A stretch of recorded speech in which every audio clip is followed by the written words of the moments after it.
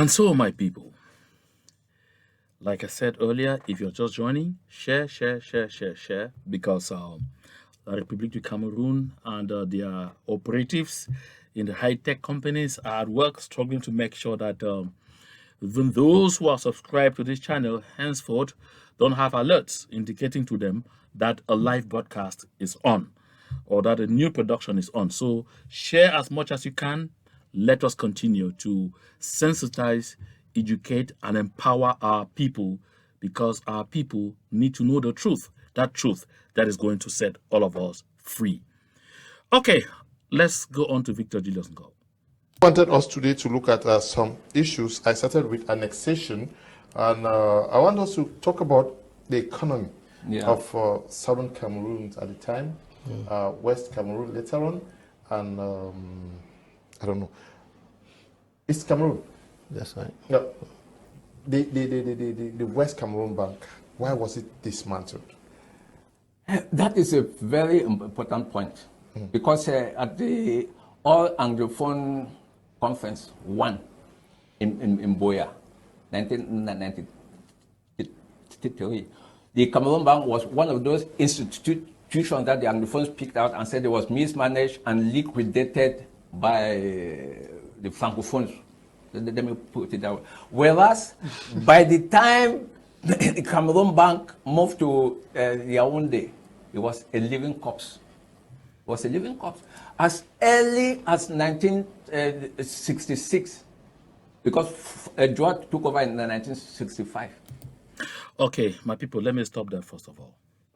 Listen, he says, Victor Julius Ngoh says, by the time Cameroon Bank moved to Yaoundé, it was a living corpse.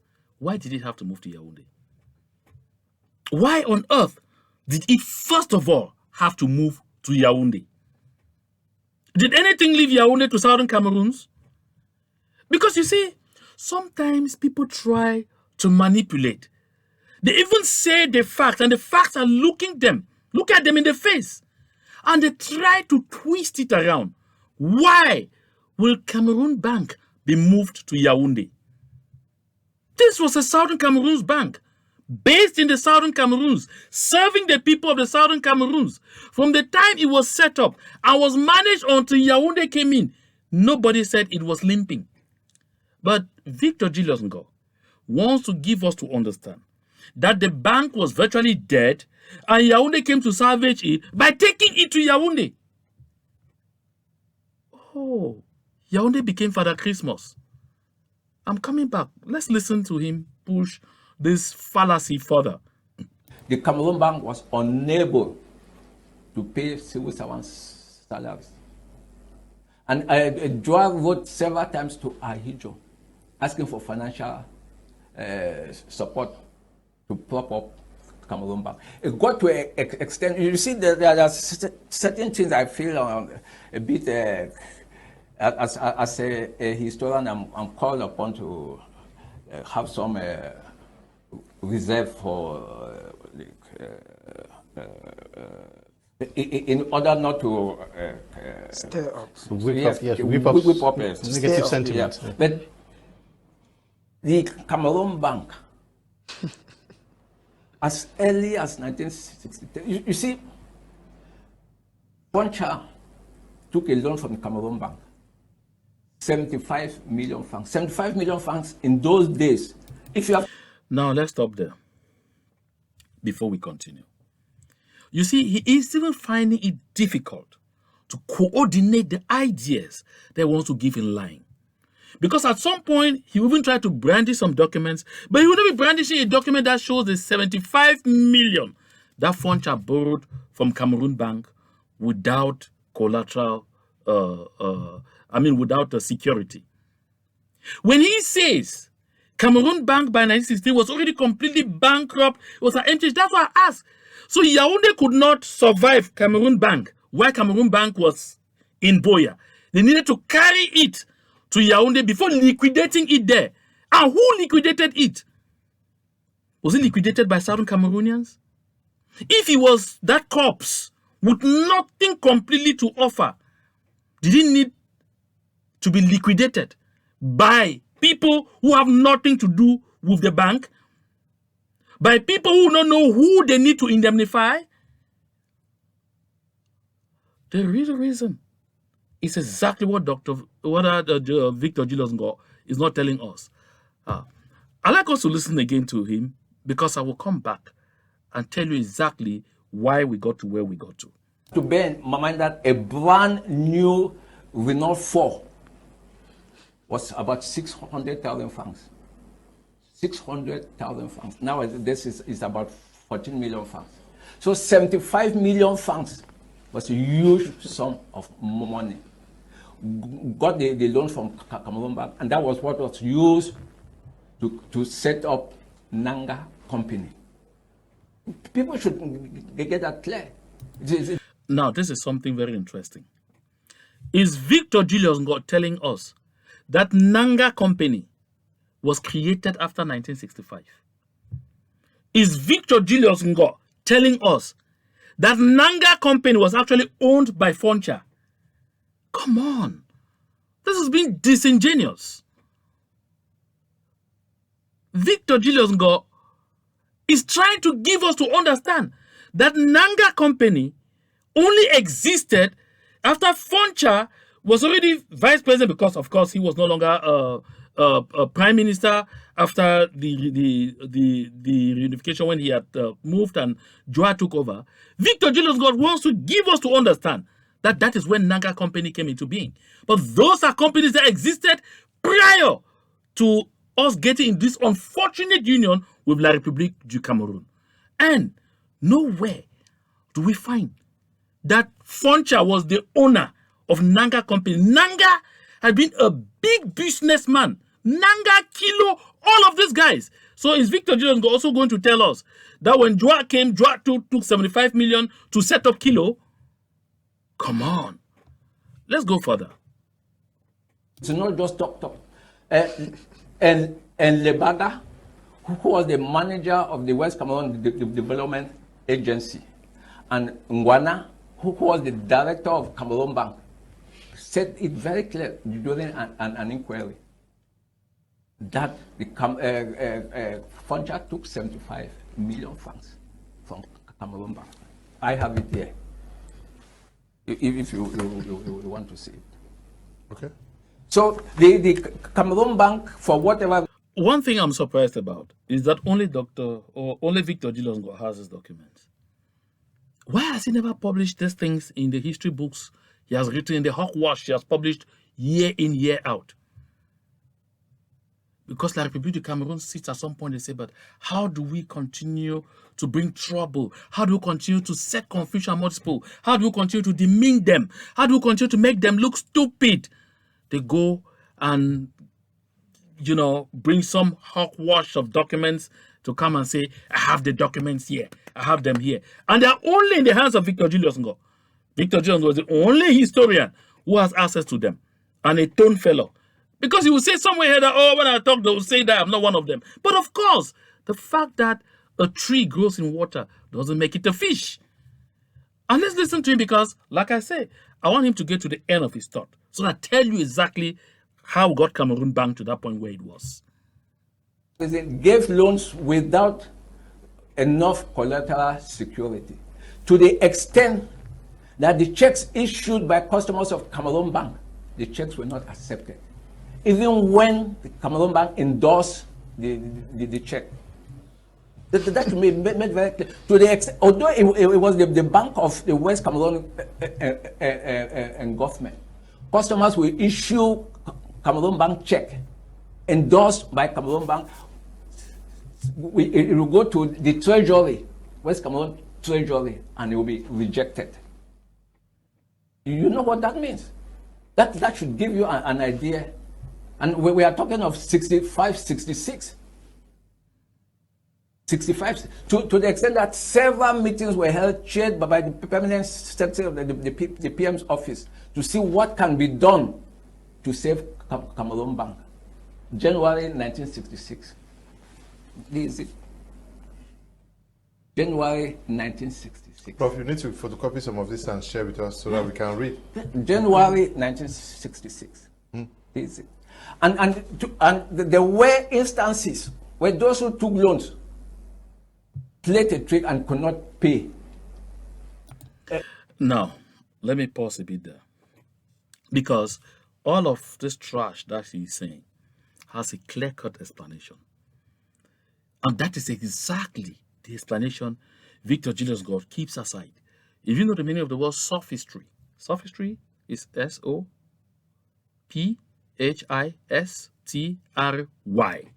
Check it out, sophistry.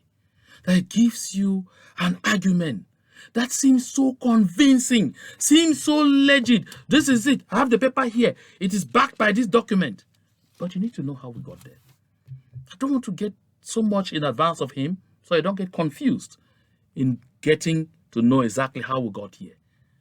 Because all of these things that he's narrating came as a result of a careful plan, well coordinated, and with a simple intention. That intention was to move Cameroon Bank to Yaoundé to make sure that the southern Cameroons would be dismantled step by step. I mean, step by step. And I'll give you contemporary examples to make you understand that they had not ended. They have continued even today. Just listen again. A businessman in Victoria took a loan of 24 million francs. And when the lawyer of Cameroon Bank decided to take the matter to court, the lawyer was advised that that person is very cunning. He has put the houses that he gave her shorty in the name of his family members, and the government, I mean the bank could no longer seize the buildings. My people, let me stop here. This is the height, I mean the height of lies telling. This is the height of manipulation. Anybody who has done even elementary economics, I mean elementary, if you have just O-level economics, you don't need advanced level economics like some of us, you have done just O-level economics, you understand that what this man is talking about is heresy. Even a child born a few years back will know that if you say this thing is shorty for this loan, the way it is placed, it is not the way you have access to it to do whatever I want to do with it. Come on. Have you ever taken a loan from the bank and said that the security is your house? They will collect the land title from you. They collect the land title from you. And they will never give a loan to somebody with your land or your house or whatever as guarantee if that house is not titled. The first condition a banker will give you is it must be titled, which means ownership must be definite. It's not something where they say, okay, maybe you have ownership, they take it, and when tomorrow there'll come and be a dispute that they say, no, you cannot do a land title on this because it's family land, you don't have the right to give it. No, they ask for the land title. Land title means that is proof of ownership. Come on, Victor Julius Ngoh, you're a professor. Tell better lies. Don't tell this kind of hogwash. And how therefore would the land title that has been used as guarantee, as collateral for a loan, find itself back in the hands of the owner until he has the ability to transfer ownership of that property in the names of people, be it family members? Like, seriously? Victor Julius Ngoh, common law was practiced in Southern Cameroon since 1954. Common law. And what you are saying is covered by business law. And these are practices that people studied in the Southern Cameroons, had certificates on how the banking system functions, how loans are given out. I wonder, the gentleman who sits there as the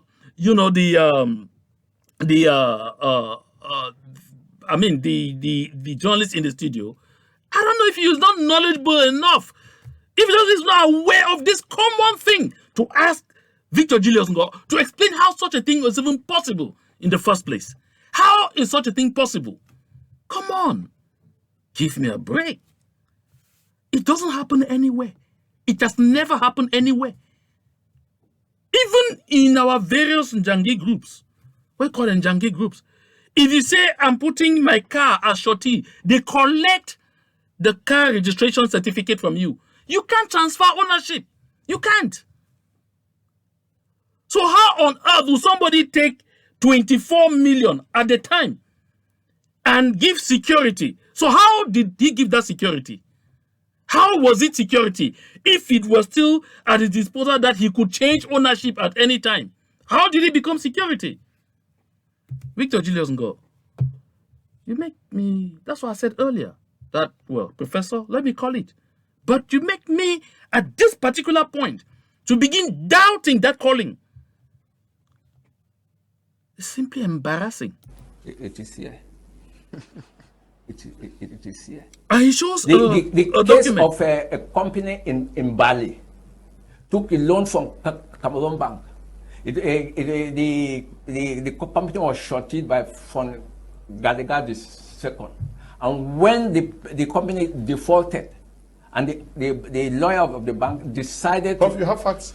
Of course. I have them here. Okay.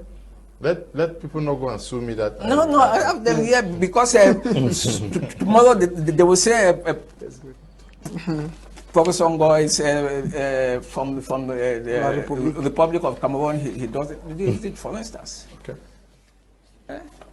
Mr. Leo, I would like to I say... wrote to you on the subject reference letter. Oops.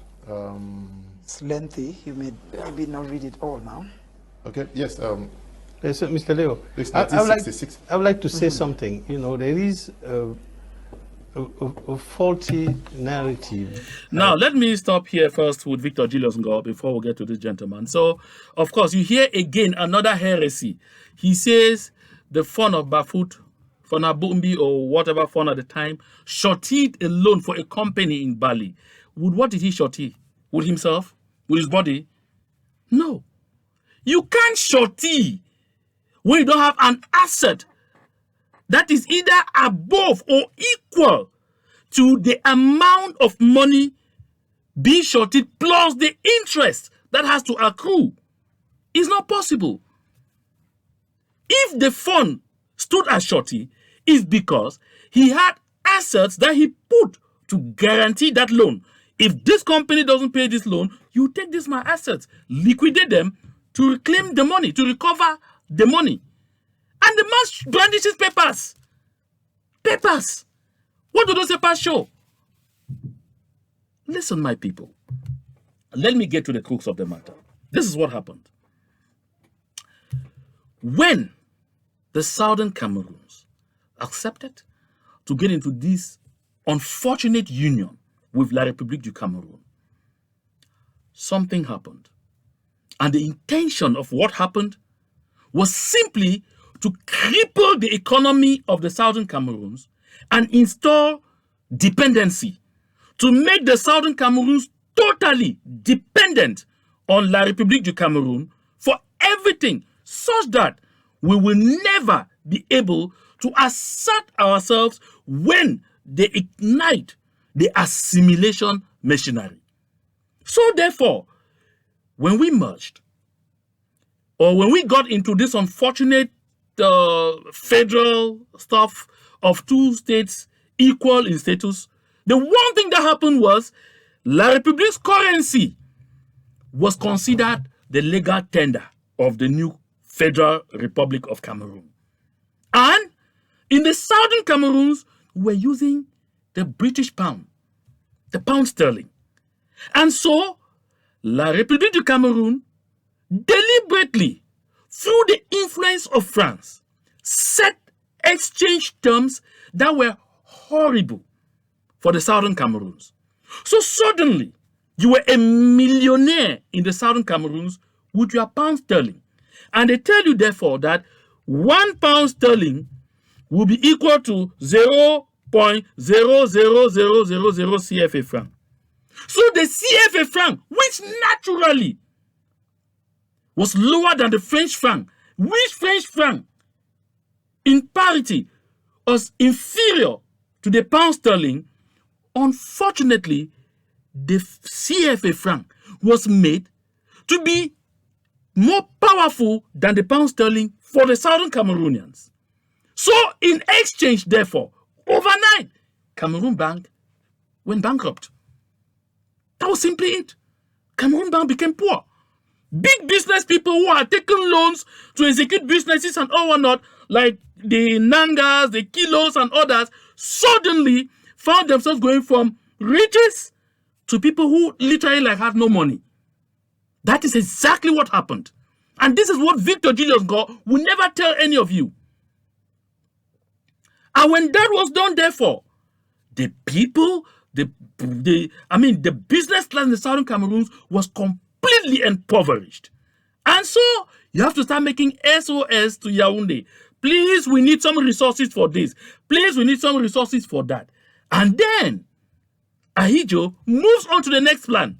For us to salvage Cameroon Bank, send the headquarters to Yaoundé. That's exactly what happened.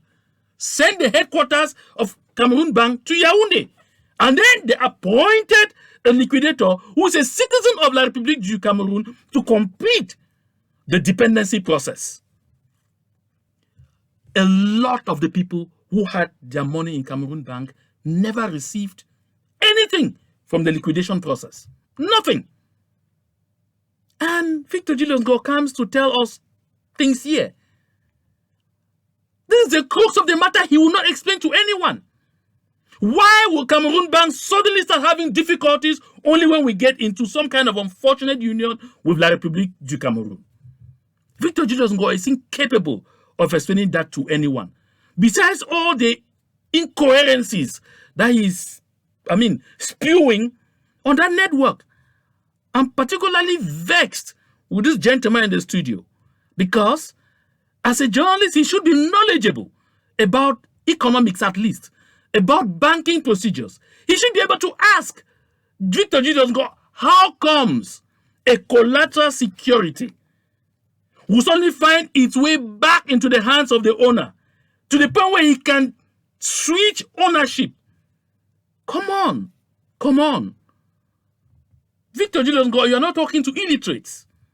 The time of that stupid manipulation is over. So they use the exchange rate policy to dismantle Cameroon Bank, to install dependency. That's the same approach they used to dismantle the police. La République du Cameroun never had police. They had military, they had their infantry and the gendarmerie. They inherited police from Southern Cameroons and uprooted it from Southern Cameroons. And from the time they uprooted it, no Southern Cameroonian has ever led the police corps. Today, all of them are the big guns there. We are just subordinates. That's what they did to uproot it. So is Victor Julius Ngoh also telling me that Nanga and others borrowed the equipment from PWD? To the point where Ahidjo, by cutting all the equipment from PWD to La République du Cameroun, was simply helping us, was simply helping salvage PWD by cutting all the equipment to La République du Cameroun. That the Yoke power plant was so embezzled too by Foncha and all the others to the point where to salvage it, Ahidjo had to kill it in favor of Sonel. What are we talking about here? For real? The Tico airport that they are talking about rehabilitating today was an international airport. Of course, I've shown pictures here constantly of international aircrafts. That airport received foreign traffic, international traffic. That was prior to 1961. So Victor Julius Ngoh also going to come and tell me that that airport was so mismanaged that Ahidjo had to close it only in favor of the Douala and eventually Yaoundé airports. So, it was so badly done that Foncha to borrow all the money, took all the money from there. Odwa and Nanga and Kilo. Let us be consequential when we say things. My people, listen. It has always been the objective of La République du Cameroun to make sure that not a single Southern Cameroonian gets so rich to the point where that one can help empower the people to decide to take back what belongs to them. They had mismanaged us from day one to this day. They had tortured us, they had exploited us, and they knew that a day will come when we will rise. Because Foncha told Ahidjo that when our children grow up, they will fight. Ahidjo was aware of this fact. So they had to make sure that they keep our people under constant impoverishment. If any Southern Cameroonians started rising financially, they made sure they broke you. They found a way. Because how did Ahidjo clear all the rest? When they took Cameroon Bank to Yaoundé, Ahidjo made sure they gave major contracts to Nanga, to Kilo, to all the Southern Cameroon's business people. And when they executed, they refused to pay them. They never paid a good lot of them unto death. The reason was simple: break them down. And that has continued. That is why today, all the major companies in Southern Cameroon pay taxes in Douala or Yaoundé. That's what it is. Pamol, that is in Lobe. In Indian that has no roads, pays taxes in Douala. CDC pays taxes in Douala. You see the big transport companies, Amu, Mezam, Guarantee, all of them, Muramo, they are forced to pay taxes either in Yaoundé or Douala. Reason? Because they want that when our business people execute contracts in our territory, there will be no money at our treasuries to pay them. For that reason, they have to depend on Yaoundé to send money for them to be paid, and they will fragment and control and make sure that at the end of the day, by the time you are paid, the bank must have consumed a huge chunk of it in interest. That's what it is. And so, to make sure that they push it to a certain level, when Mr. Tasha Lawrence, if I'm mistaking the other name, created Amity Bank, and Amity Bank took wings, what did the government do? The government had to align with one Selenu from the West region to make sure that they destroy until they ejected Tasha from his own bank. I mean, Tasha went one case after case after case until this day, never had a foothold back in Amity Bank. They took Amity Bank away from him. And then came Zachary Awanga of blessed memory with a national financial credit. He started small as a microfinance, grew very fast. When they saw that this bank was getting to places, they came up with a trick.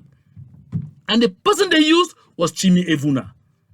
They used Chimi Evuna to deceive Awanga Zachary into becoming a partner for one so-called company that had to be assembling buses and tractors in Cameroon. Poor Awanga went and obtained land, somewhere in Bamenda, huge land, where they had to be assembling those buses, and Chimi Evuna gave him to understand that the Yaoundé City Council was about to set up a company to replace the old Sotuk. And so they will acquire all the buses from him. They made him to understand that even the Douala City Council will do the same. And virtually all the city councils will, so there will be need for all those buses. And what happened? Mr. Wanga dived into this, all this arrangement with them, and invested a lot of money from National Financial Credit with the hope that when the project takes off, he will be able to put back the resources, and boom. They knew what they were doing. That was to make him dig his own grave, and they buried him inside. That is how, in the end, these projects were all white elephants. Awanga lost everything. They took the bank from Awanga, put in their own people, who now went on to give huge loans to Betty people without collateral.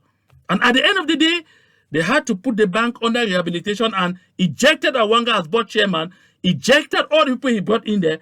By the time he was there, Awanga had to get into politics, become a senator, do all kinds of things to see if he could manage to recover. Even the Samaritan Insurance Company that he created, they ended up taking it from him. That is who La République Cameroon has been to us. And Victor Julius Ngoh is here talking. Look at Union Bank. Union Bank of Cameroon, that's owned by the credit unions, has gone through the same cycle. They brought in Betty people to trick one Akene, who was Director General of Union Bank, set up a system, and they took huge loans and gave things that were like collateral, which at the end of the day, upon verification, a lot of those land titles were fake, fabricated from the ministry but which were not valid, but which could be seen by the notary publics as valid. And they ended up finding out that these loans were not backed. Union Bank, if it was not owned by the credit union system, it would have crashed.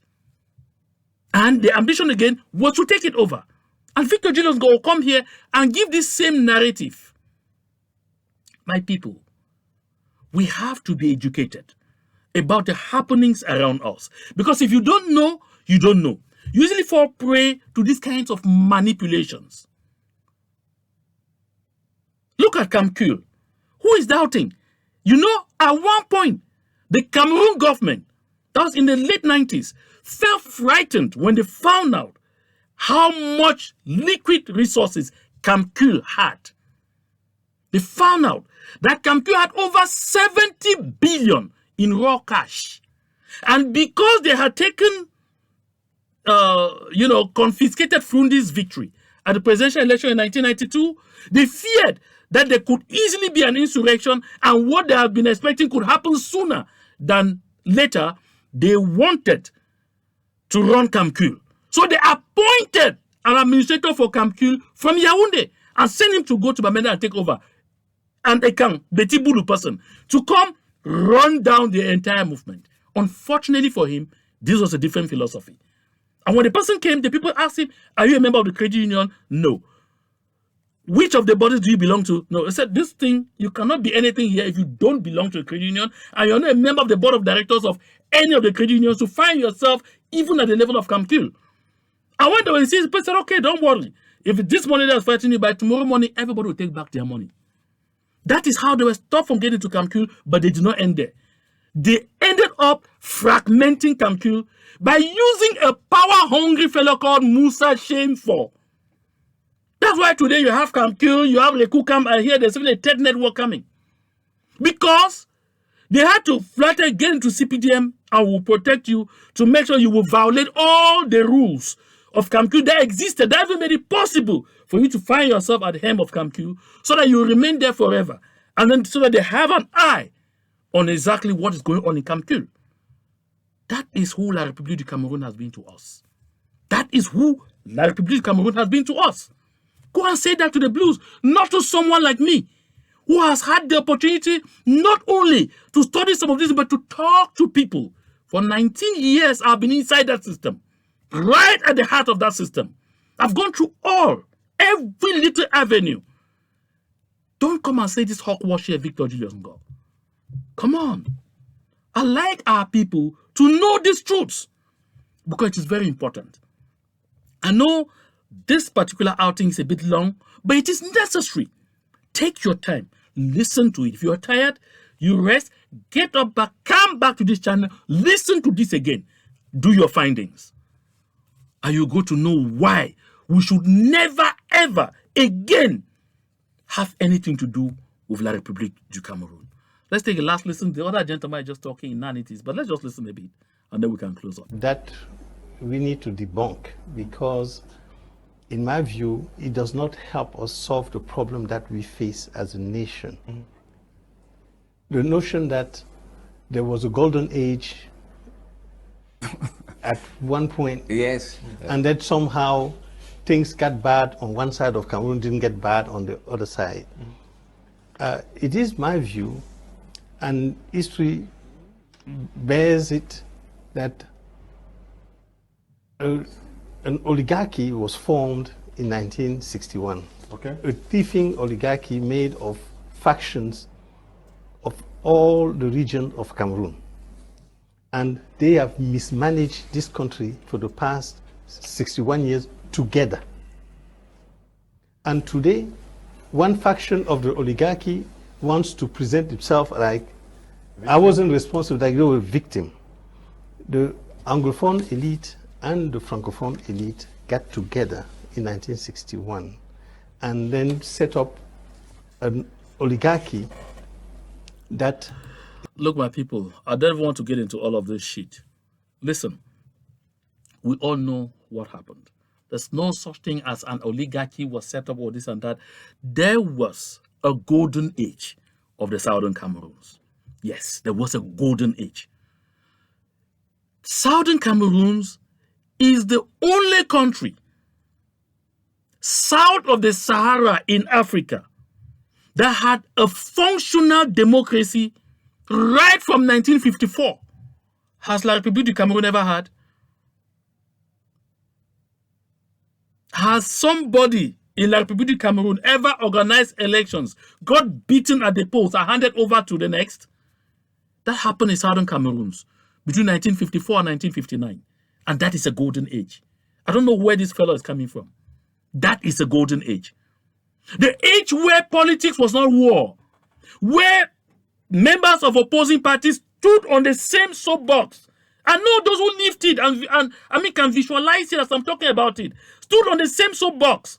KNDP, and you are what is I mean those names are disappearing from my mind. You are of the opposing party. I stand on the Romstrom. I campaign to the same crowd. I come down. You two come up. You campaign before the same crowd. At the end of the day, we both shake hands and we leave the place. At the end of the election, you win and I'm defeated. I come right for the people. I shake hands with you. I congratulate you and I cooperate with you. What we see in America today, or before now, we saw in the Southern Cameroons from 1954 right up to 1961, before we go into this unfortunate experience with the République du Cameroon. It even went beyond when Joa became prime minister, until Ahidjo intervened and started appointing prime ministers in West Cameroon. That was Mona. What is this man talking about? There was a golden age where meritocracy was the order of the day. People were not just picked up because you knew this or knew that or knew that. No.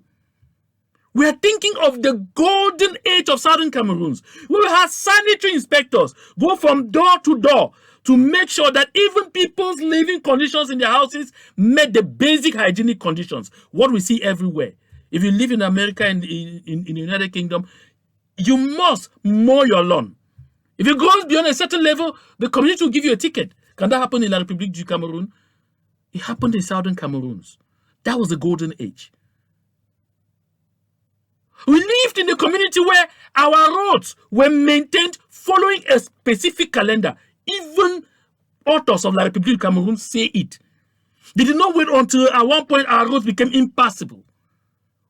Only when Ahidjo carted all the equipment from PWD and carried them to Yaoundé. That was a golden age, Mr. Man. Bribery and corruption was heresy in Southern Cameroons. That was a golden age. Does he know what they call golden age? My people, I get disheartened when things like this get circulated in our midst. This is why we have to do everything possible to make sure that our people get enough education and sensitization on a daily basis, because they have to keep knowing the truth. These peddlers of misinformation and manipulation have access. Why would this man of my media prime not call one of us? Call me. I challenge you on my media prime. Call Victor Julius Ngoh. Call me. I like to be with him on the set. He's a professor. I'm not. He's a professor. I'm a master's. Let's face it there. Come on. Don't give a pass to manipulators. And you come and say, they will say that I'm not one of them. It's As if it is a lie. Bad governance on both sides of the country. Cameroon Bank died, but how many banks died on this side, on the French-speaking side? Almost the same. Companies, people are acting like companies just died. The banks and whatever that died on the other side, most of them died under Biya, not even under Ahidjo. They died under Biya when Biya established the Bulu accountability thieving. Did Victor Julius also say the same thing of the National Produce Marketing Board? What happened to the National Produce Marketing Board? Of course, I know the Bellinger man from Essay in the center there, who crushed the whole thing and was given a pass by being appointed minister delegate at the Ministry of Finance in charge of the budget. Look, my people, some of these things I don't even think there's any point listening to the rest of the hawkwash that he's saying because it adds up nothing.